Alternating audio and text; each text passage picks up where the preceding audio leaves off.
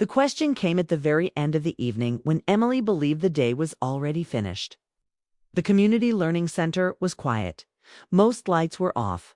Chairs were stacked. Outside, the sky over the small Washington town was darkening, rain tapping softly against the windows. Emily slipped her notebook into her bag, already thinking about the drive home, about reheating leftovers, about another quiet night beside a man she loved once, but barely spoke to now. Then she heard him. Emily. She turned. Daniel stood near the doorway, holding his jacket as if he had been unsure whether to leave or stay. He was not the type who demanded attention. He always waited. In class, he listened more than he talked, wrote slowly, crossed things out often. He was careful with words as if afraid they might break something. "Yes?" she asked. He took a breath, then another. "Can I ask you something personal?" Emily hesitated. The word personal felt heavier than it should have. Still, she nodded. "Okay." He stepped closer, but not too close. "Would you be willing to teach me? Outside of class? It's just us." She smiled, relieved. "Extra writing help? Sure, that's normal." He shook his head slightly. "Not exactly." Her smile faded. For a moment, neither of them spoke. The sound of rain filled the space between them. Emily felt an unexpected tightness in her chest, the kind that comes before bad news or big changes. "I'm stuck," Daniel said finally. "Not with grammar. With myself." Emily said nothing. She had learned that silence often made people honest. "My wife and I," he continued, "we barely talk anymore.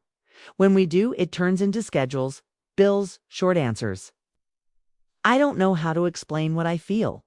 I don't even know what I feel." Emily should have stopped him. She knew that. She was married too. Boundaries mattered. But his voice was steady, not dramatic, not seeking pity, just tired. "I thought," he said, "if I could learn to put things into words, maybe I could fix something, or at least understand what's broken." Emily felt something shift inside her. Not desire, not yet. Recognition. She had felt the same way for years. "Where were you thinking of meeting?" she asked, surprising herself. Daniel looked up, clearly not expecting a yes. "Cafe downtown, public. Just talking and writing." She nodded slowly. "'Kay, 1 hour, once a week." Relief crossed his face, quick and unguarded. "Thank you." They exchanged times and days. Then Daniel left. Emily stayed behind, staring at the empty doorway long after he was gone. On the drive home, she told herself it was harmless. She was a tutor. He was a student. People talked about their lives all the time. Still, her hands tightened on the steering wheel. She felt alert in a way she hadn't felt in years. At home, the house greeted her with silence. The porch light flickered. Inside, her husband Mark sat on the couch scrolling through his phone. "You're late," he said without looking up. "Work," Emily replied. "Dinner's in the fridge. Thanks." They exchanged no kiss, no question, no real attention. Emily ate alone at the kitchen counter, the hum of the refrigerator filling the space where conversation used to be. She watched Mark disappear into the bedroom early, the way he always did. That night, Emily lay awake thinking about a man who was not her husband. And she hated herself for how alive the thought made her feel. The cafe was busy when they met. That was good. Noise meant safety. They sat across from each other with notebooks open, cups between them. Daniel talked first, about his childhood, about learning to stay quiet to avoid conflict, about how silence followed him into marriage like a shadow. Emily listened. She asked questions. She guided him back to words when he drifted too far into emotion. This was what she was trained to do. Yet something felt different.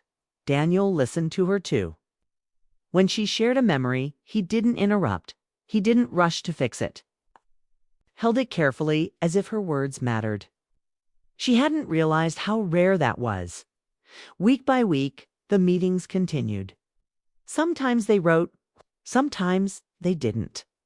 The pace was gentle but intense, like walking toward a line you pretended not to see. Emily noticed small things.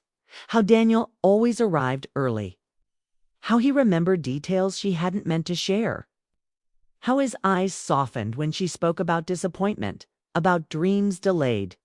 At home, things grew quieter. Mark came home late. Emily stopped waiting up for him. They lived side by side, polite and distant, like roommates who had forgotten how they met. One evening after another session with Daniel, Emily sat in her car and didn't turn the engine on. Her phone buzzed with a message from Daniel. "Thank you for today. I feel lighter." She stared at the screen longer than she should have. She typed back, "You did the work. I just listened." The truth scared her. Listening had changed her too. The real moment came when Daniel stopped pretending. They were alone in the cafe's back corner, rain streaking the windows again. He closed his notebook and pushed it. "Aside, Emily," he said, "can I be honest?" She nodded. "I didn't ask you to teach me writing," he said quietly. "I asked because, when you look at me, I don't feel invisible." Her breath caught. The words landed softly, but their weight was heavy. She should have corrected him, reminded him of boundaries. Instead, she looked down at her hands. "I don't know what to do with that," she whispered. "Neither do I," he said, "but I couldn't keep pretending." Silence filled the space. Not awkward, heavy. Emily felt the line beneath her feet now. Clear, dangerous, she thought. Of her marriage. Of comfort without closeness.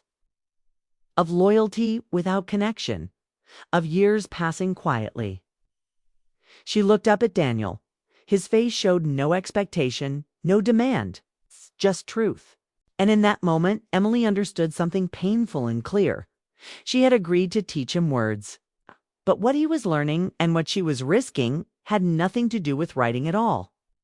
The lesson had already begun, and neither of them knew how it would end. The weeks after that confession moved faster than Emily expected. As if once the truth was spoken, time no longer waited. They did not stop meeting. They told themselves it would be the last time, then one more, then just to talk.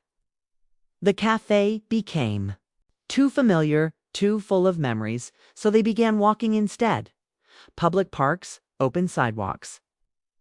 Places that felt safe but were slowly turning into something else. Daniel talked less about his marriage now.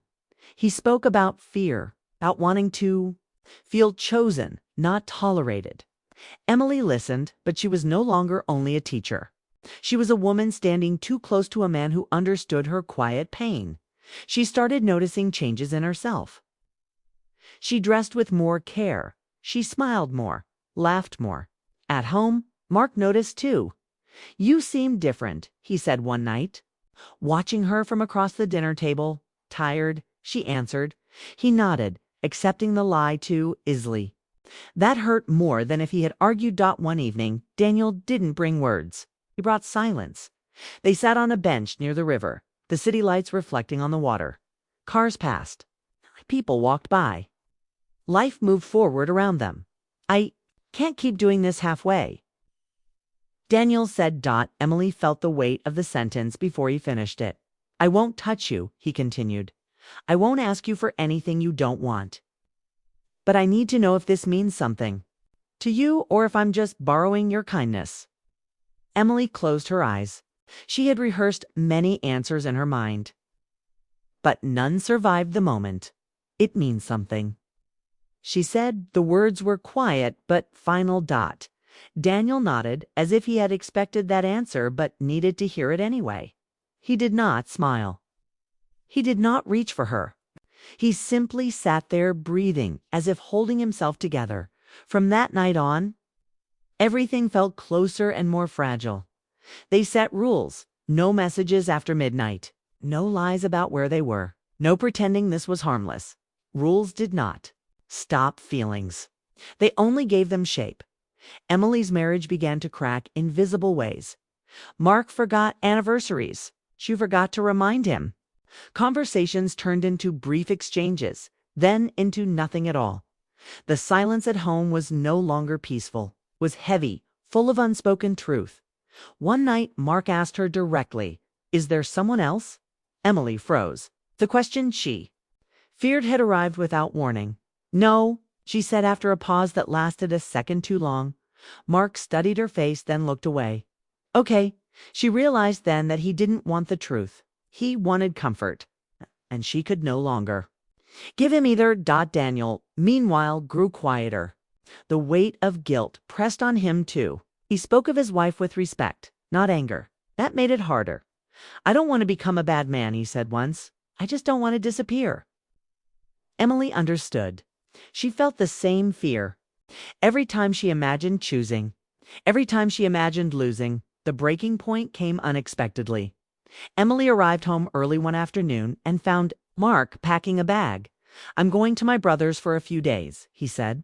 I need space to think. She nodded. She did not cry. The calm scared her. That night she walked for hours, phone in her pocket, fighting the urge to call Daniel. When she finally did, her voice shook. He knows, she said. Daniel was silent. Then said, do you want me to come? No, she replied. I just needed to say it out loud. The next morning, Emily woke to an empty house. For the first time in years, the silence felt honest. She met Daniel later that day. Not planned. Not discussed. It just happened. They sat across from each other, closer than before. No notebooks. No lessons. I think my marriage is over, Emily said. Daniel's face tightened. Because of me. Because it was already broken, she said. You just made me see it. He exhaled slowly. I'm still married. I know. The truth stood between them like a wall. Days passed. Then weeks. Mark returned only to collect more things. Conversations were polite, careful, empty. They spoke of logistics, not feelings. The end arrived quietly, without shouting or blame. Daniel struggled. His home became tense. His wife sensed the distance. She asked questions he could not answer without destroying something. I don't know what to do, he admitted to Emily. I feel split in half. Emily did not push him. She refused to become a demand. That was her one promise to herself. Then came the night he broke. They stood outside her building after a long walk. The air was cold, their breath visible. I told her, Daniel said. Emily's heart dropped. Everything. Enough, he said. That I'm unhappy, that I feel lost, that there's someone who listens to me. He didn't say Emily's name. She cried. He continued. I've never seen her like that. Emily swallowed hard. I'm sorry. So am I. They stood there, the space between them charged with relief and pain. I don't know where this leads, Daniel said. But I couldn't lie anymore. Emily nodded. Neither could I. Time slowed after that. Daniel moved out temporarily. Emily finalized her separation. They did not rush toward each other. They waited. They processed. They carried guilt like a second skin. One evening, months later, they met again by the river. Same bench. Different people. I'm free, Daniel said quietly. Not happy, not healed. But honest. Emily looked at him. She saw the cost in his eyes. So am I, she replied. This time, when he reached for her hand, she did not pull away. The touch was simple. No rush. No hunger. Just warmth. They did not call it a happy ending. They knew better. They had lost things that would never return. They had hurt people they once loved. But they had also learned something painful and true. Some lessons don't come from books. Some teachers don't plan to teach. And some love begins not with desire, but with being seen. They sat together as the lights reflected on the water, unsure of the future, but no longer silent. For the first time in a long time, that felt like enough.